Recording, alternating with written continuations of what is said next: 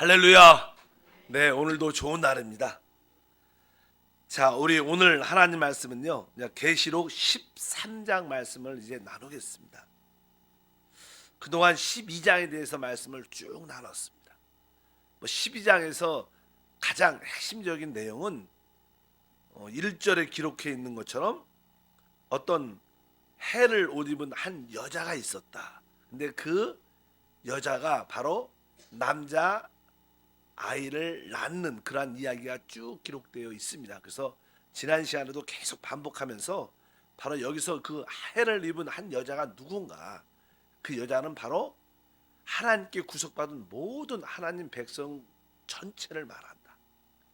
근데 이 하나님의 백성들 중에 하나님의 뜻과 목적을 이루는 사람들은 바로 이기는 자들인데, 그 여자가 낳는 그 남자 아이를 상징한다, 이렇게 말씀을 드렸습니다. 그래서 우리는 이 마지막 시대에 하나님의 백성으로 구속받았지만 더 중요한 것은 우리가 영적인 남자아이, 강한 자, 이기는 자가 돼서 하나님의 아까 보좌 앞으로 휴거되는 그 결과 이 땅에 하나님의 나라가 세워지는 그 일에 동참하는 자가 돼야 된다, 그런 말씀을 쭉 나눴습니다.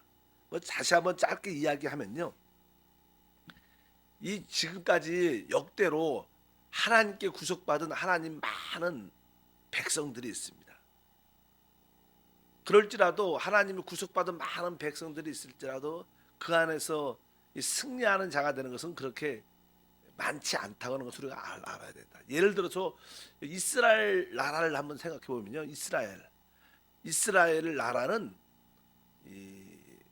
주님이 죽으시고 부활하시고 승천하신 후에 이제 한 3, 40년 지나서 완전히 멸망을 합니다. 로마에서 다시 한번 완전히 짓밟혀서 거의 2000년 동안 나라가 없게 됩니다. 그리고 나서 이제 1967년이죠. 이제 48년에 독립을 했지만 결국 1967년에 이제 예루살렘 그 성을 회복을 합니다.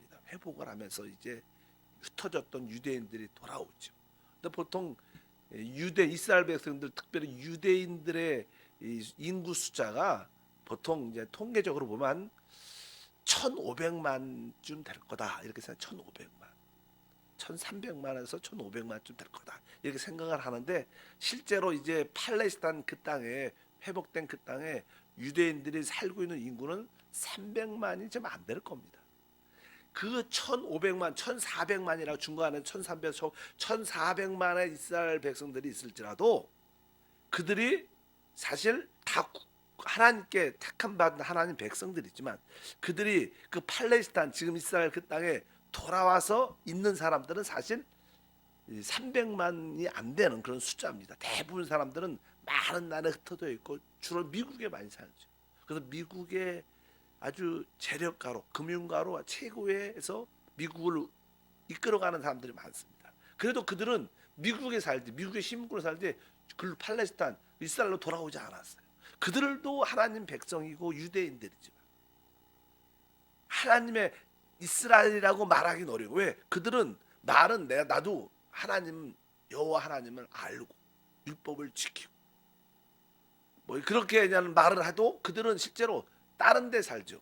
다른 나라에 살고 다른 나라의 시민권을 가지고 있어. 실제로 이스라엘에 있는 유대인들은 300만 몇 개 안 되는데, 마찬가지로 이 땅에 우리 크리스찬들도 많은 수억의 지금까지 구속받은 사람들이 있지만, 진짜 여기 나오는 이 사례야 이기는 자로 많은 사람들은 많지 않다는 거예요. 그래서 여러분들이 진짜 믿음의 사람, 이기는 사람이 되려면 하나님 나라 백성 안으로 들어와야 된다는 거예요. 그것이 이 시대에 뭐냐? 올바른 교회 생활을 잘해야 된다.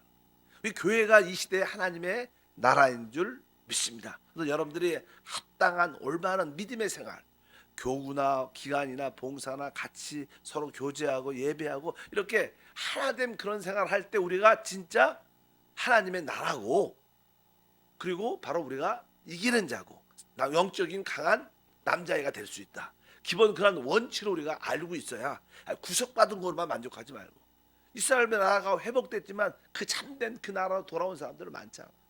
마찬가지로 우리도 구속은 받았지만 중요한 것은 하나님께서는 하나님의 그 영적인 강한 자를 통해서 이 땅에 한나라를 이끌어 오신다. 그런 의미에서 우리가 승리하는 사람이 되어야 될 줄 믿습니다. 그래서 우리의 인생, 크리스찬들의 인생이 무엇이냐? 우리는 올바른 교회 생활을 하는 것이다.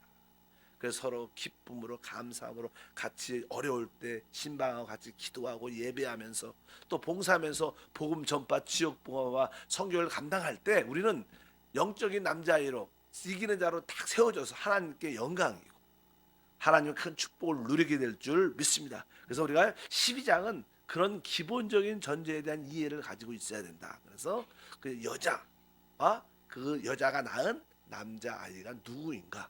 바로 여러분인 줄 믿습니다. 새벽을 깨우는 또 120명의 기도의 중보자들, 또 전도자들, 하나님의 기업가들로 여러분들이 달려가기를 주님으로 축복합니다.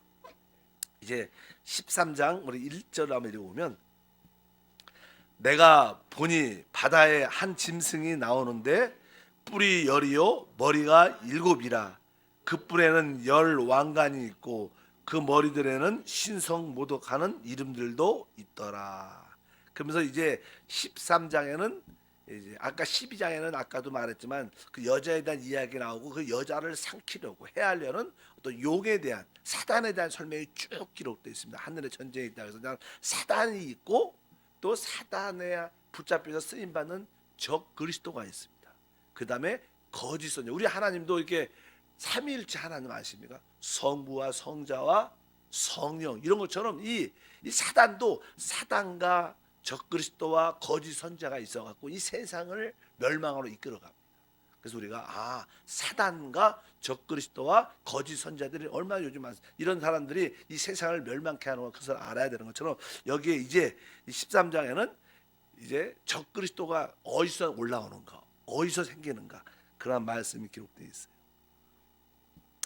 내가 보니 바다에서 한 짐승, 바다에서 여기서는 뭐냐면 지중해를 일반적으로는 이스라엘을 품고 있는 이제 지중해를 말합니다. 지중해 그 바다에서 이제 짐승이 올라온다. 근데 여기 그냥 바다란 단어가 있고요. 그 바로 앞에 12장 맨 끝에 보면 그런 말씀이 있죠. 12장 맨 끝에 용이 12장 17절 보니까 용이 여자에게 분노하여 돌아가서 그 여자의 남은 자손 곧 하나님의 계명을 지키며 예수의 증거를 가진 자들과 더불어 싸우려고 바다 모래 위에 서 있더라. 여기도 그냥 바다란 단어가 바다 모래 위에 서 있더라. 그리고 나서 그냥 13장도 바다에서 한 짐승이 올라온다. 우리가 한번 12장 전에 말한 거 17절에 보면 거기에 그냥 하나님의 계명을 지키며 예수의 증거를 가진 자들과 더불어 싸우려고. 그러니까 하나님의 계명을 지킨다는 것은 구약의 율법을 말합니다. 율법을 지키는 자들은 누구냐? 유대인들을 말하고요. 여기 보니까 예수를 증거를 가진 자들과 또 이 땅에 이제 마지막 때 3년 반이란 대환란이 임할 때 휴거되지 않는 유대인들이야 이 땅에 남아 있죠. 그러나 교회 참된 이기는 사람들, 그리고 또 신부가 될 사람들은 이미 휴거가 됐고, 그래서 준비가 되지 않은 사람들은 예수의 증거를 가진 자들도 남아 있다는 거예요. 그러니까 모든 구원받은 사람들이 다 휴거된다는 그런 뜻이 아니라 이 땅의 대환란을 통과하는 많은 예수를 증거를 믿는 사람도 남아 있다는 뜻을 의미합니다. 그리고 3년 만에 대환란이 임하게 되는데 여기 보니까 말씀한 것처럼 바로 그 바다에서 이 적그리스도는 이 바다에서 짐승이 나옵니다. 한 짐승이 올라온다 이렇게 말씀하는데 뿔이 열이다. 그 뒤에 보니까 그 머리들에는 신성모독하는 이름들이 있더라. 그러면서 하나님을 강력하게 대적하죠. 이 적그리스도가 앞으로 나타나서. 그래서 나는 우리 다니엘서 7장과 8장에 보면요, 우리 다니엘이 이 인류의 역사에 대한 어떤 환상을 봅니다. 사람의 형상을 봐요. 사람의 형상을 보는데 이게 우리 사람 모습이 있지 않습니까? 그래서 이제 다니엘이 그 형상을 설명을 쭉 해주는 이야기가 쭉 기록됐어요. 알다시피 인류의 역사가 어떻게 되는 거냐? 인류의 크게 된 역사는요, 뭐 이게 사람은 머리부터 있어요. 이 머리는 이제 그 당시에 바벨론의 왕이었던 가장 강력하게, 그러니까 이 인류의 역사에서 강력한 하나님을 대적하는 강력한 몇 나라가 있어요. 제국이 있죠. 첫 번째 바벨론 제국. 근데 바벨론 제국은 메대에 의해서 멸망을 하고 페르시아와 함께 세계를 통치합니다. 그래서 이 바벨론 왕국이 있고요. 그 다음에 그냥 메대와 페르시아라 그러죠. 페르시아가 두 어깨를 가지고 이 나라를 세계를 어느 정도 통치합니다. 그 다음에 그냥 이 가슴으로 쭉 내려오면 이제 이 배와 넓적다리 아주 강한 부분이죠. 그래서 그냥 그리스 헬라가 이 세계를 통치하죠. 또 이 그리스는 알다시피 우리가 알렉산더 대왕이 아주 강력한 지도력을 갖고 이 세계를 한 짧은 시간에 세계를 통합해 갖고 정신 다스리게 됩니다. 이제 일찍 죽죠. 그 다음에 이제 알다시피 로마 제국 우리가 많이 알죠. 로마 제국이 이 세계를 전체를 이끌어가는 가장 파워풀한 그런 제국을 갖고 있었어요. 그래서 세계의 사람의 모습이 이렇게 머리와 이 두 어깨와 가슴, 그 다음에 배와 넓적다리, 그 다음에 우리 다리, 두 다리와 그러냐는 로마는 나중에 지금 로마 시대에 살고 있죠. 로마 그 강력한 로마도 이제 두 동로와 서로마로 이렇게 쭉 나눠지면서 나중에 밑에 열 발가락 시대 이렇게 표현을 다니엘서에 쭉 기록되어 있고 그것이 결국 우리 말하는 계시록 13장에 있는 말씀과 거의 동일하게 설명이 쭉 됩니다. 그래서 거기서 이 짐승 이 한 짐승이 나오는데 이 짐승은 이제 여기에 첫 번째냐는 우리가 여기에 말하는 이 바벨론 제국은요 성경에 보면 어떻게 짐승을 표현하냐면 이 사자 같다 표현 사자. 그 다음에 두 번째 짐승은 이제 여기 어깨와 이 가슴을 이렇게 말하는 아주 큰 이 곰 같다고 표현해 곰. 아주 곰도 아주 등치도 크고 세지.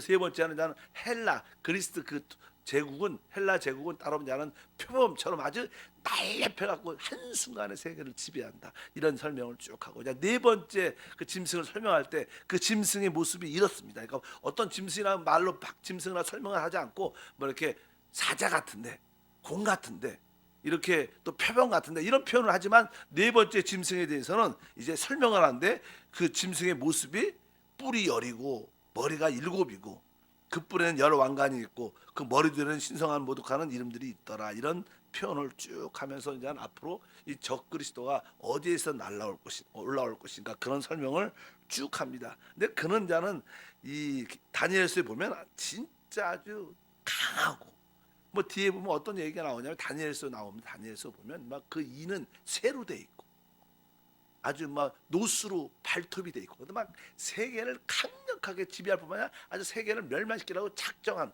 아주 파워풀한 강한 사람이다 이렇게 말씀을 쭉 하고 그래서 그가 이 세계를 통치하는데 알다시피 지금 마지막 시대는 유럽이 옛날에 그냥 로마가 이렇게 나눠지면서 이렇게 하여튼 지금은 이제 유럽 전체적인 우리가 유럽을 그냥 옛날에 로마 대제국의 한 나라죠. 지금은 이제는 여러 가지로 나눠져서 나라가 작게 이렇게 쫙 작잖아요. 그러니까 이제는 그렇게 지금도 유럽이 대단하지만 그렇게 파워풀하지 않으니까 다시 한번 로마의 제 옛날에 그 영광을 회복하자고 자꾸만 이렇게 통합하려는 그런 요소를 계속 지금도 가지고 있어요. 뭐 우리가 알다시피 영국은 탈퇴했지만 거기서도 지금 그런 여러 가지 영향도 많지만 어찌하든지 뭐 경제적인 연합, 뭐 화폐도 유로로 통합하고 막 그런 과정을 돌면서 그냥 정치적인 연합이 진짜 다 각자의 대통령이 있지만 이제 거기에 통합 대통령이 나와서 이제는 앞으로 유럽을 재건시키자. 뭐 그리스도 그렇고 이탈리아도 그렇고 나라가 생각보다 유럽이 되게 어렵습니다. 뭐 영국이나 독일만 조금 강하죠. 그 나라든 그런 다른 나라든 생각보다 한국보다 훨씬 더 어렵고 또 많은 그런 데서 어찌하든지 그런 과정 가운데 나중에 그냥 통합되는 여기에 보면 그냥 한 짐승 나오는데 뿔이 열이다 이런 얘기하죠. 그러니까 뭐 왕들이 각자 왕들이 있지만 그 중에서 이제는 강력한 지도력을 가진 어떤 파워풀한 아주 놀라운 어떤 그런 카리스마를 가진 뭐 이렇게 웅변도 잘하고 잘도 생기고 사람들이 보면 이렇게 흠모할 만한 모든 사람들이 딱 그 부분을 보면 그가 한번 연설하면 사람들이 이렇게 옛날에 대통령들 뭐 우리 노무현 때도 그렇지만 일단은 이 오바마도 그렇고 이 세계의 지도자들은요 이제 말을 잘해야 됩니다. 말을 잘해야지 사람들이 사실 말을 듣고 감동받고 힘을 얻고 그러니까 아마 이 마지막 나오는 적그리스도는 언변이나 능변이나 외모적으로나 모든 하물며 사단이 그를 도와주니까 능력까지 있어서 강력한 그런 파워풀하고 유럽을 통합을 하면서 이 세계를 이끌어가면서 특별히 이스라엘을 멸망시키는 그런 이야기가 쭉 기록되어 있는 이야기가 그냥 13장에 나옵니다. 그래서 이 내용이 아주 복잡해 갖고 이걸 설명을 아침에 해줘야 되는지 이게 시간이 오래 걸려갖고 그런 생각을 많이 갖고 있어요. 그래서 우리가 그런 사건만 이 짐승이 바다에서 올라오는 거 지중해 쪽에 그래서 나는 적그리스도의 근원이 어디냐 막 그 생각을 많이 하면 그냥 사람들이 성경을 연구하는 사람들이 아마 그리스도 쪽에서 그리스 나라의 근원이 되자 그쪽에서 옛날에 뭐 조용히 목사님도 그렇게 말씀하셨어요. 그쪽 계통에서 살아 올라 나오지 않을까 그런 이야기를 하시는 분도 많고요. 일단은 뭐 그렇게 해서 나는 올라와서 강력하게 뭐 우리 그리스도 지금 얼마나 살기 어렵습니까 여러 가지로 경제적으로 종교 TV 보면 대응하는 모습이 많이 나고 막 그런 투쟁이 나오는데 어쩌든지 그런 모습에서 이 사단이 그를 부추기고 그를 세워서 세계를 지배할 수 있는 그런 신과 능력을 준다는 것을 분명히 우리가 알아야 될 줄 믿습니다. 그래서 오늘 말씀에 적그리스도의 근원에 대해서 설명을 쭉 하면서 결국 그가 이 세계를 통합하고 세계 모든 종교를 통합하면서 특별히 캐톨릭을 멸망시키고 자기가 결국은 하나님이라고 말을 합니다. 그래서 모든 사람들이 그를 경배하게 다 만들죠. 그래서 뒤에 아까 1절 맨 끝에 보니까 그 머리들에는 신성 모독하는 이름들이 있더라. 그러면서 그가 이 다니엘서 8장 같은 데 보면 그가 막 이 세계 달도 뭐 지금 정복되어 있지만 달이나 뭐 별들도 정복하는 그런 만큼 능력도 갖게 되고 자기가 하나님이라고 하나님을 반대하고 하나님을 대적하는 강력한 그런 일을 한다고 성경에 쭉 기록되어 있습니다.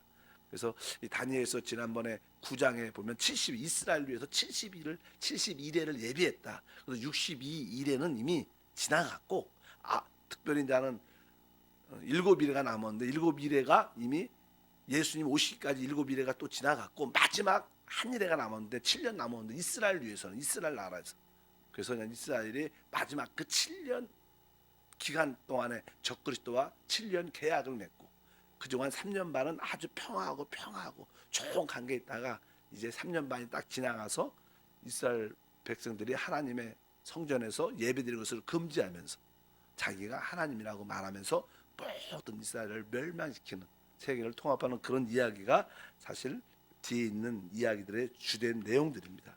오늘 기억할 거는 뭐 아까 뭐 어제도 제가 뭐 지방 가서 못 나왔지만 일단은 기억해야 될 것은 다른 게 아니라 아까 여자라는 이야기. 우리 구속받은 우리 모든 사람들은 여자다. 근데 우리는 영적으로 남자 아이를 낳아야 된다. 믿음으로 이기는 사람이 돼야 되는데 그 믿음으로 이기는 사람들이 다 세상에도 지금 구원받은 사람들이 이 세상에 얼마나 많습니까?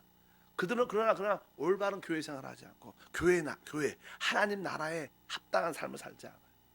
근데 그들도 하나님 나라인가? 아까 말씀드렸던 이스라엘 백성들이 유대인들이 지금 한 300만만 팔레스타인에서 살고 있는데 나머지 한 1,100만이는 여기 외국에 살고 있어요. 근데 외국에 살고 있는 미국에 살고 있는 유대인들을 이스라엘 나라라고 부를 수 있는가? 부를 수 있지 않죠, 사실은. 우리는 하나님을 사랑하고 유대인으로서 나는 그렇게 살고 있다. 그러나 시민권은 거기 있고 그들은 팔레스타인을 위해서 이렇게 물질도 많이 재정적으로 도와주고 있지만 참된 이스라엘이라고 말할 수 없는 것처럼 세상에 많은 그렇지 않은 들이 있다. 그러나 그들은 그냥 내가 구원받으면 난 하나님만 압니다. 나 하나님을 열심히 믿고 개인적으로 기도합니다. 그렇다고 그들이 진짜 하나님의 나라인가? 이렇게 질문한다면 거기에는 퀘스천 마크가 있는. 바로 우리는 하나님 나라로 영적으로 상징하는 올바른 믿음의 생활, 교회 생활을 할 때 우리가 그 안에 있게 된다는.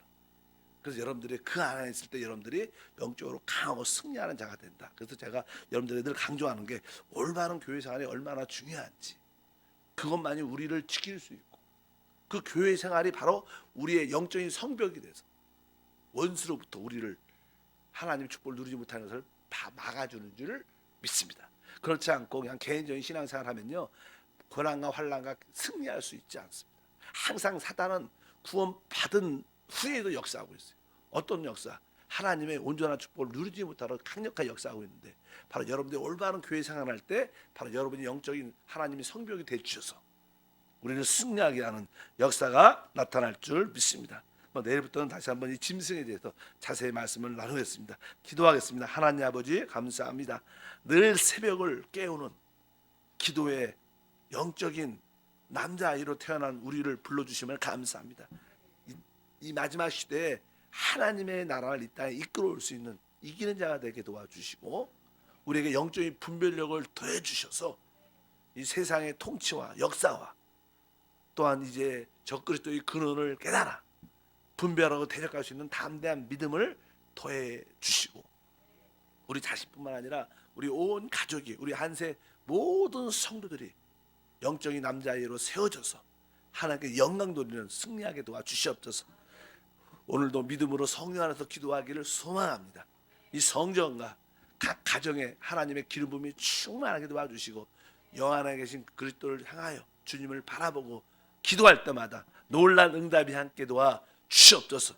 우리 배후에서 역사하는 악한 어둠의 권세가 떠나갈지어다. 떠나갈지어다. 특별히 믿음의 기도를 하게 도와주셔서 오늘 우리의 모든 기도가 내적으로 응답의 확신을 가지고 믿음으로 달려가는 우리 모두가 되게 하옵소서. 주 예수 이름으로 기도함나이다. 아멘. 하늘에 계신 우리 아버지여